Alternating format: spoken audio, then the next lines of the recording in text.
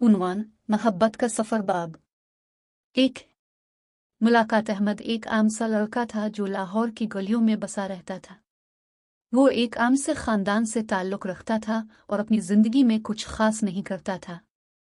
अहमद का दिल एक दिन किसी से मिलने के बाद बदल गया। एक दिन जब अहमद अपनी किताबें ख़रीदने के लिए किताबों की दुकान पर गया तो उसकी मुलाकात एक लड़की आयशा से हुई। आयशा एक खूबसूरत, ज़हीन और मुहज़्ज़िब लड़की थी जो किताबें खरीद रही थी। अहमद ने पहली बार उसे देखा और उसके दिल में कुछ होने लगा। आयशा ने अहमद की तरफ देखा और मुस्करा दी। अहमद ने दिल ही दिल में सोचा कि यह लड़की कितनी खूबसूरत है और वो इससे बात करने का कोई बहाना ढूंढने लगा। आपको कौन सी किताबें पसंद हैं? अहमद ने हिचकिचाते हुए पूछ। आयशा ने मुस्कुराते हुए जवाब दिया, मुझे रोमानवी नावल पसंद है। आपको क्या पसंद है? अहमद ने जवाब दिया, मुझे भी रोमानवी नावल पसंद है। और उसके बाद दोनों ने किताबों पर बात शुरू कर दी। बाब दो, दोस्ती। आयशा और अहमद के दरमियान ये पहली मुलाकात दोस्ती में बदल गई। दोनों ने एक दूसरे से नंबर लिए और रोज़ाना बातचीत करने लगे। अहमद को आयशा की बातें सुनना बहुत पसंद था। आयशा भी अहमद की मौजूदगी में बहुत खुश रहती थी। दोनों ने मिलकर लाहौर की सैर की, नए मकामात देखे और मुख्तलिफ खानों का मज़ा लिया।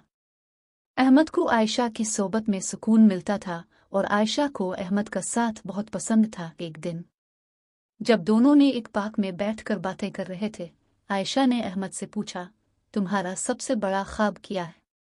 अहमद ने थोड़ी देर सोचा और फिर कहा, मेरा सबसे बड़ा ख्वाब है कि मैं अपने वालिदैन का फ़ख्र बनूं और एक कामयाब इंसान बनूं।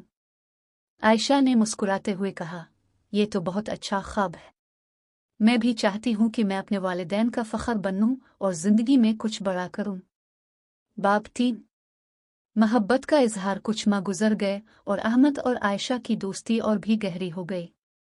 दोनों ने एक दूसरे के साथ बहुत सा वक्त गुजारा और दोनों ने अपने दिल की बातें एक दूसरे से शेयर की। एक दिन जब अहमद और आयशा एक कैफ़े में बैठे थे, अहमद ने आयशा से कहा, आयशा, मैं तुमसे एक बात कहना चाहता हूँ। आयशा ने पूछा, क्या बात है अहमद?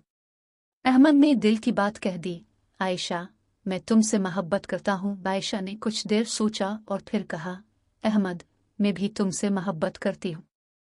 दोनों ने एक दूसरे का हाथ पकड़ा और इस लम्हे को हमेशा के लिए अपने दिल में महफूज कर लिया। बाब 4। मुश्किल मोहब्बत का सफ़र हमेशा आसान नहीं होता। अहमद और आयशा को भी अपनी मोहब्बत में कई मुश्किलात का सामना करना पड़ा।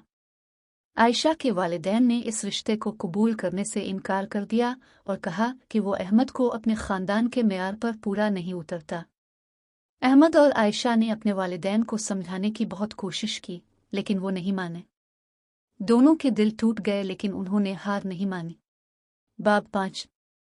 कामयाबी। अहमद ने अपने ख्वाब को पूरा करने के लिए दिन रात मेहनत की।